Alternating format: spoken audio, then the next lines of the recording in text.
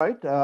Good afternoon, everyone. My name is Vladimir Winsky. I'm a professor and director of the program for the study of Pacific Alliance at the University ICESI in Cali, Colombia.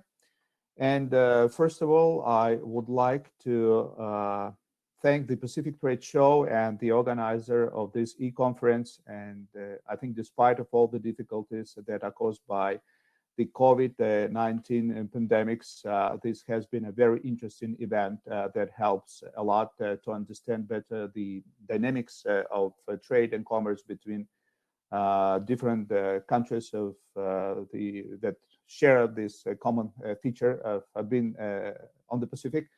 And for us as a think tank, it is an important opportunity to present what we are doing at our university in Cali, in Southwestern Colombia.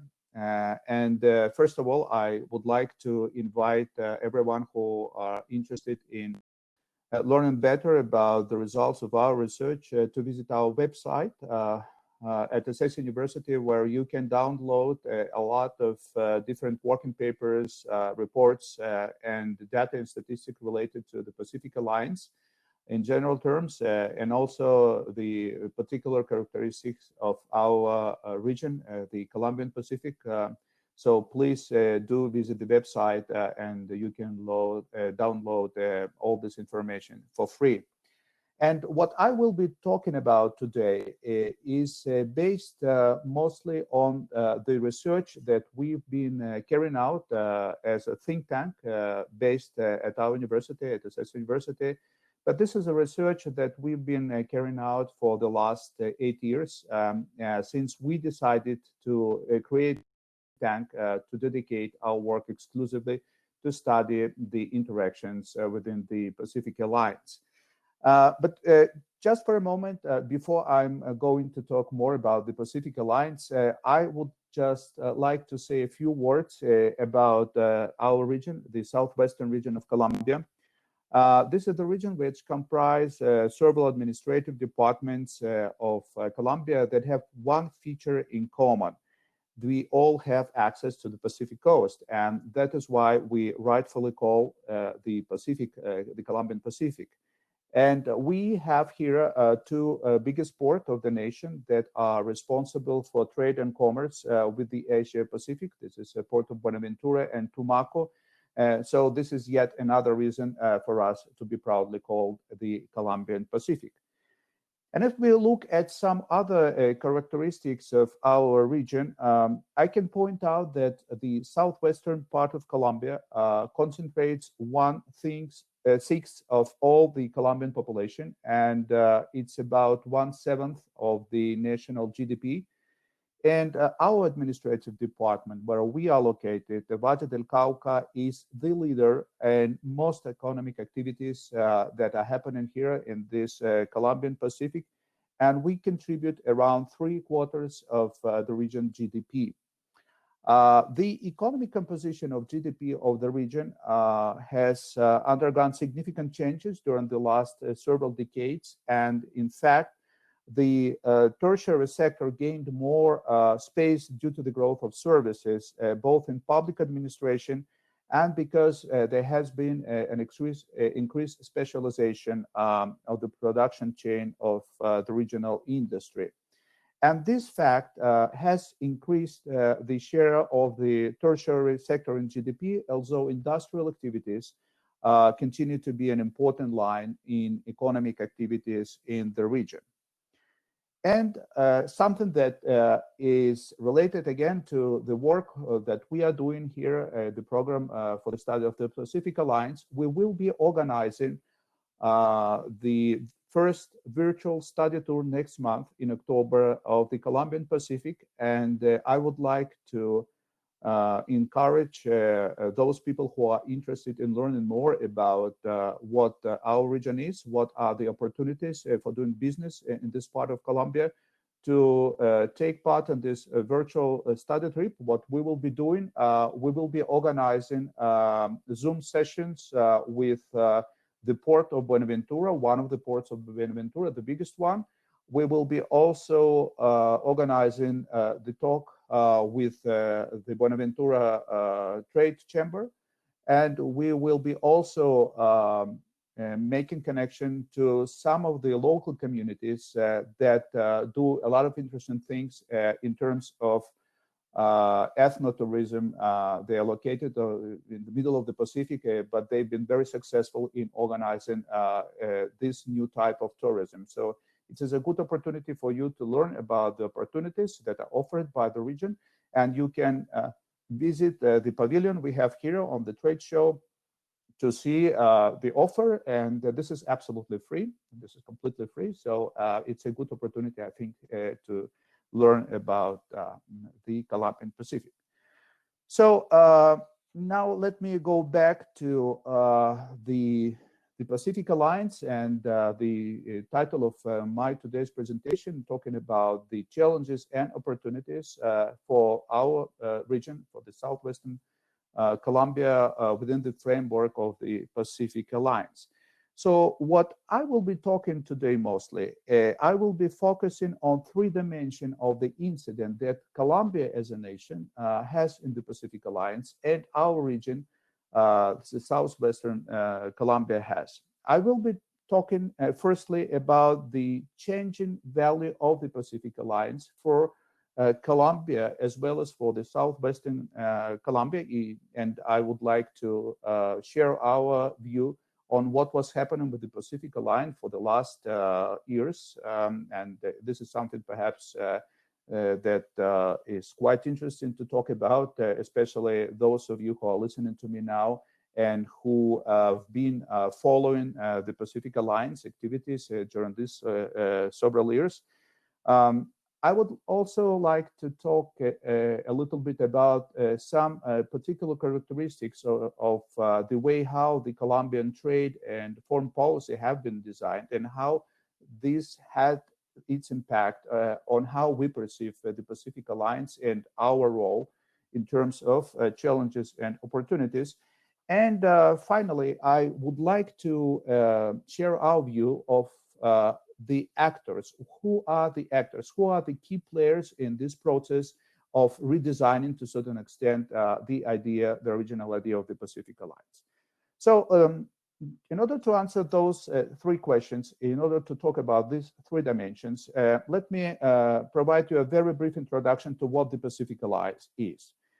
Well, the Pacific Alliance was born in April 2011 as a joint initiative of Chile, Colombia, Mexico, and Peru, and there have been some talks about possibility of expanding the Pacific Alliance, including, for example, Ecuador. Because of a number of reasons, and not lastly because of the current pandemic, it is rather in standby mode. Many things that are happening, that were happening, but we can talk about this later. For example, I see in the chat that they're mentioning Panama. Panama is a very particular case, a very interesting one, and Panama's relations with all this project of the Pacific Alliance. But basically, when the Pacific Alliance was founded, there were three key ideas behind this project. First, it is the idea of constructing a deep integration area with free movements of goods, services, capital, and people. Second, there was the idea, and still is, that the Pacific Alliance may provide for a greater growth, development, and competitiveness with a view of improving well-being, socio-economical inequality, and social inclusion. And last but not least, it's, of course, as some of you perhaps know, this is a particular emphasis that the Pacific Alliance places on the advancing of its relation with the Asia-Pacific region. And this is basically was one of the reasons, not the only one, but one of the reasons why Colombia was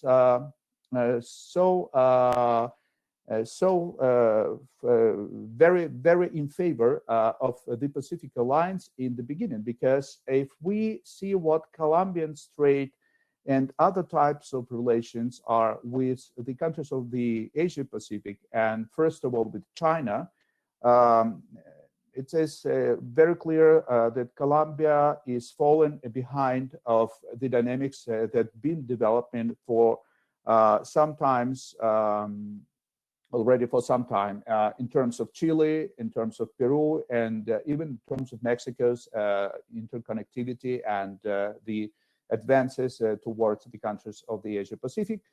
Colombia came late to this party, but I think we have all the opportunities to join the rest of the nations that are making part of the Pacific Alliance and be able to advance in terms of trade and commerce with the Asia Pacific. And just to give you some other data, because I think it's relevant to understand what the Pacific Alliance is about. I think it is important to take in consideration that if we look at these countries and this nation that compose the Pacific Alliance, we will have almost 40% of the GDP of the entire Latin America and the Caribbean, 50% of the total trade, and the countries of the Pacific Alliance taken together attracts 45% of foreign direct investments. We have a population of 225 million people and have an average per capita GDP is around $18,000. So it's pretty impressive. Actually, if we look all together at these countries of the Pacific Alliance, we will have 8th biggest economy of the entire world. So, so far, so good, right? But of course, we been experiences some kind of less enthusiastic attitude, I would say, towards the Pacific Alliance. So what can be perceived as somehow some of the participants of the initial alliance losing their interest, what could be seen as less interest to the project that it used to be. So I would like to focus on this at this moment. Why this perception? Well, as I was already mentioning before, for Colombia in the beginning, what Colombia wanted is to take advantage of the experiences of other members of the Pacific Alliance in doing business with Asia Pacific, because Colombia, again, had smaller experiences, less cases that could be used in order to show some other actors in these relations about the possibilities and about all the beauties that obviously are there in doing business between Colombia and the Asia Pacific. But there has been also another factor that should be taken into account, because if we think about the date when the Pacific Alliance was announced, the creation of the Pacific Alliance was announced, there was at least two other factors that were very important and must be taken into consideration. The first factor was that Colombia began negotiating peace deal with the longest standing back then rebel movement in the entire Latin America, the FARC. And for Colombia, it was very important to advance these negotiations, but also to have a kind of a platform when the government back then was able to show that Colombia finally is open for business, that a peace agreement has been reached. And we are now talking about post-conflict business environment in Colombia. So I think that was an important factor. And I would say that there was also another factor that was at this, from this perspective, not only for Colombia, but it was also for the rest of Latin America, because at that time, 2011, Latin America was very much divided by the ideological lines. The governments, the power was in the head of certain governments that would not be particularly fond of the idea of free trade and about the values. So the Pacific Alliance was born as an alternative in that sense, to show that there is a possibility of continue doing business with some governments that are still following the established rules of the game. So these three factors, Asia Pacific, the possibility of presenting Colombia in this new environment post-conflict, and the integration bloc that was continued committed to the ideas of democracy and free trade. That was, I think, three pillars that moved the Pacific Alliance towards acquiring, which can be considered one of the greatest advantages that the Pacific Alliance at this moment offers to the countries that making part of the Pacific Alliance, almost 60 countries that are observers, and with a different other status. This led the Pacific Alliance to the creation of what can be called a nation branding.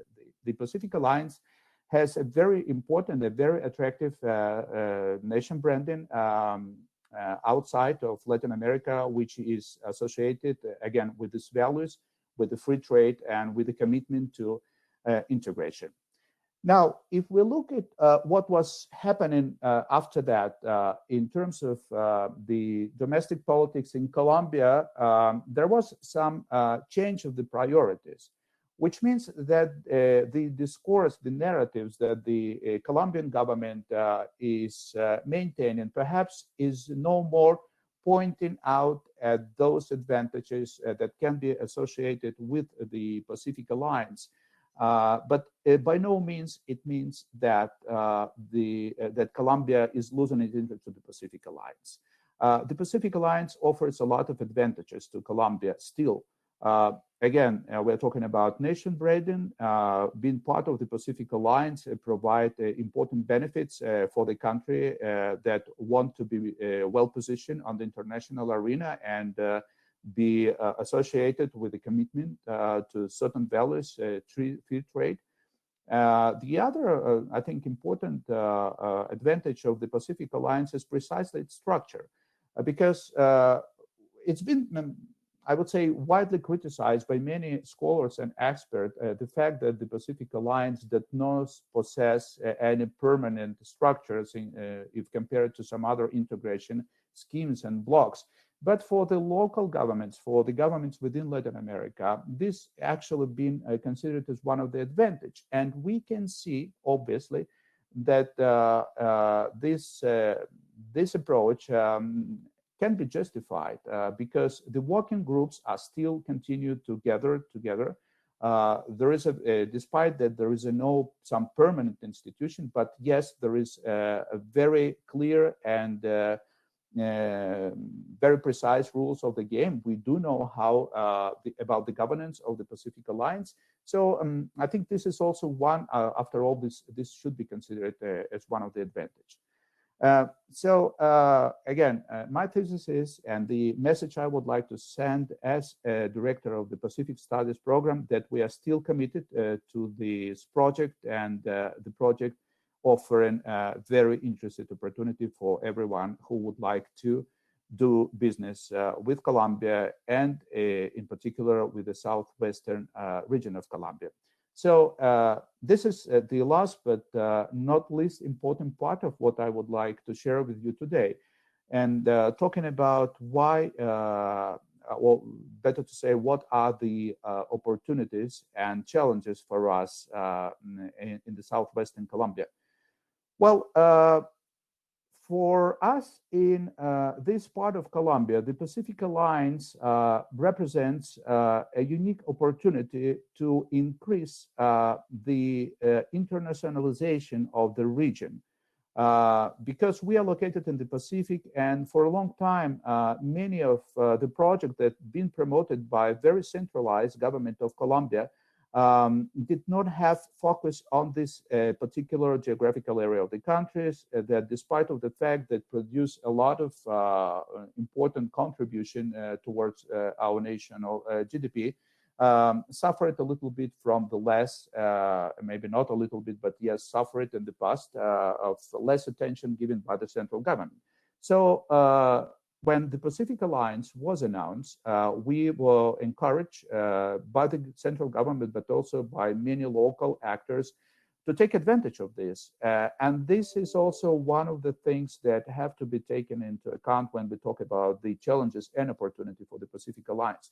There is a very, very, very strong commitment by part of the local actors, the regional governments, the trade, commerce, the chambers, and many other actors, the business circles, that are very much committed to forward to advance the idea of the Pacific Alliance, because for us it's one of the opportunities that we can see, and we are very much willing to continue to do this, exercise certain pressure over the Colombian government in Bogota in order to continue with the project. The other opportunity for us, of course, is the possibility of expanding trade and commerce with the Asia Pacific. Once again, as I was mentioning earlier, this part of Colombia, the Colombian Pacific, the port we have in very close proximity to the city of Cali, is a gateway to the Asia Pacific. So we would like to continue to take advantage of this scenario. And the situation, the scenario, the current scenario, I would characterize as a certain standby, which had to do a lot with the pandemic, but also with the redefinition of certain priorities and certain items on the agenda of both of central government of Colombia and our regional governments. But I would like to assure you that there is a commitment by part of the local actors. We have a great sense of solidarity that we would like to advance with this project, and we are very open for any proposal, and we would consider it a possibility of doing things together. So this is basically what I wanted to talk to you today about the challenges and opportunities related to the Pacific Alliance. I have a couple of questions here. One of the questions was about Panama. Panama for us here is a very interesting case. It's I think that the hub that is the closest to us. I think the biggest number of direct flights we have from the Cali airport is to Panama. I actually have been traveling to Panama as recent as in February. It was my last international trip before Colombia sealed its borders. I think there is a way for us to cooperate with Panama. Of course, there is a view the Panama as a competitor, as a rival, but at the same time, I think our region provides important possibilities to build cooperative relations because we are also a big market. We have established connections with several other actors. So I think from that perspective, this would be an important possibility for us to look.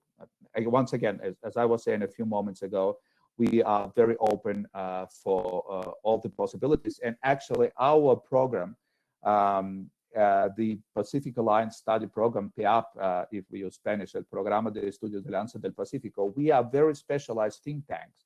But besides the fact that we are very specialized think tanks, we are located at a very particular university called ICESI, because ICESI University, the owners of the ICESI University are a big group of industrial companies of this Southwestern Colombia.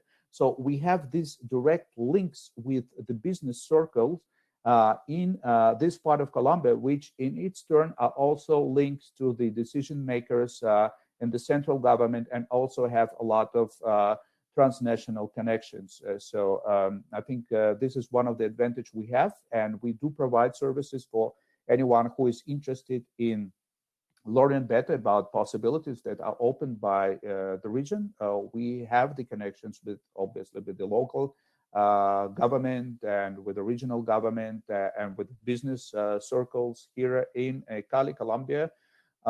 We are participating constantly in different networking with the empresarial, with the Business Council of the Pacific Alliance, and we also have the other partner. This is eConference. the consultancy for export-import operations that are offering, I think that the only office of such kind in the entire Colombia, which offers their services entirely for free. So you can reach out for us, and we can provide you with the connections that are necessary with eConference, and they can also help you to get all the other necessary answers. And I have another question about Colombia and Mexico. Adolfo Garces, if you can contact me, perhaps by email, I can provide you with some information and some context where you can learn a little bit better, because, well, Colombia and Mexico, yes, we are making part of the Pacific Alliance. There has been some change of attitude also on behalf of Mexico, but again, in February, that I was mentioning to you, we had a meeting in Mexico, in the city of Mexico, and I think there is also an important deal of commitment to the Pacific Alliance. And the last but not least, the question, I think before my time is out, about legalize the use of marijuana. We do have some companies established actually in another department. We are in Valle del Cauca, and there is another department, the Cauca, which is very close proximity to us. And I think they have a number of businesses connected with Canada, the production of marijuana for the legal purposes. So once again, Esperanza, if you'd like to have more information, on this, please do not hesitate, send us an email, or you can visit us in Pavilion, and I will provide you with all the information and with all the context necessary. So I don't know if there are any other questions. We have 3 minutes left. So the last but not least announcement, I was already inviting you to take advantage of the study tour that we will be organized. And we also will be, next month, we will be relaunching our bulletin. That's how we started, actually, already 7 years ago, when we just opened our office, this program for the study of the Pacific Alliance. So we started sending each week newsletter to businessmen, to the government officials in the countries of the Pacific Alliance, in Mexico, in Colombia, in Chile, and in Peru. And then for many people who expressed their interest of receiving this newsletter, news bulletin in the observer states, well, Pacific Alliance have 59 states that are observer status. And what we was doing back then, we were providing specific information about the activities of the Pacific Alliance related in each of these countries. So we were researching a lot of different kind of sources, media, but also the government documents. We were taking note of things that were taking place with the working groups of the Pacific Alliance, and then we will provide them this information. So we will be relaunching this again next month. So if you'd like to receive this new advanced improved bulletin, which will also have some video interviews that we will be recording with some key actors of the Pacific Alliance, you are more than welcome to subscribe to this newsletter, and we will be happy to share it with you. So I think my time is out. Once again, I would like to thank the organizer of the Pacific Trade Show. It's been a great event and a great e-conference. It is the first time for us when we have this opportunity to participate, but I'm sure that we all learn a great deal of important information for our activities. We were able to take part in this networking. And for sure, we will be participating in the next year's edition. Hopefully, we can do it person by person, but we will be ready for any scenario. Thank you very much. Muchas gracias y nos vemos pronto.